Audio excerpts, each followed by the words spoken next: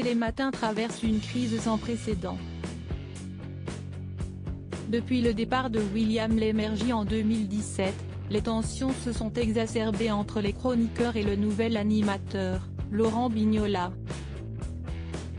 Résultat, ces derniers mois, les départs se sont enchaînés et les langues se sont déliées. Dans les colonnes de Télépro, Frédéric Gersal a expliqué que l'ambiance avait beaucoup changé. Elle est différente. Il y a eu une rupture, si est incontestable, a-t-il assuré avant de revenir sur le départ de William Lémergie, quelqu'un qui était omniprésent dans cette émission et pour cause il l'a créée, il l'a dirigée et il s'occupait de tout. Il était présent à toutes les strates et à tous les niveaux. Quand il est parti, au bout de 30 ans, il y a quelques jalons qui ont dû être bougés. Ça, si est incontestable. Après il y a eu effectivement quelques soucis en ce qui concerne certains contrats, ça a été compliqué, a ajouté Frédéric Gersal, en évoquant des problèmes contractuels principalement et non pas des problèmes humains. Et si certains ont préféré partir de l'émission, ce n'est pas son cas. Je suis là et toujours là et si est un souhait.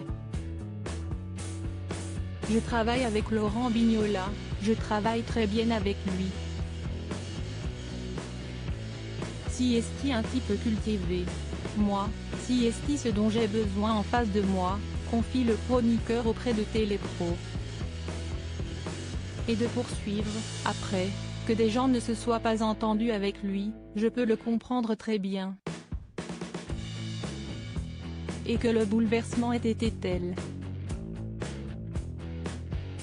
Ça a été un séisme, il faut bien le dire, après 30 ans de présence d'un patron omniprésent. C'était compliqué de tourner la page et de s'atteler avec un nouveau présentateur, qui de surcroît n'est pas producteur et n'est pas réalisateur de l'émission.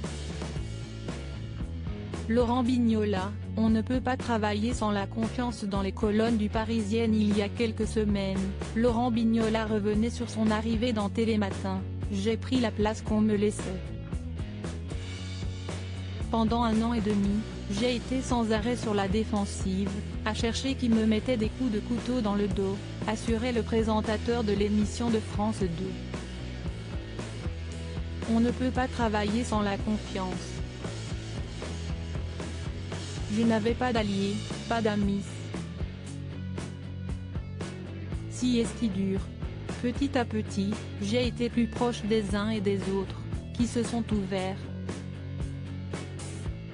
Je me ressemble davantage à l'antenne, je me sens plus souriant. Personne ne m'enlèvera la joie de vivre. Il ajoutait, on venait à l'antenne faire sa prestation dans une bonne ambiance, et on repartait. Je n'aille pas à juger, je ne l'ai pas vécu. Il fallait reprendre le bon aiguillage. La prise de conscience a fait du mal à certains qui s'en sont plaints.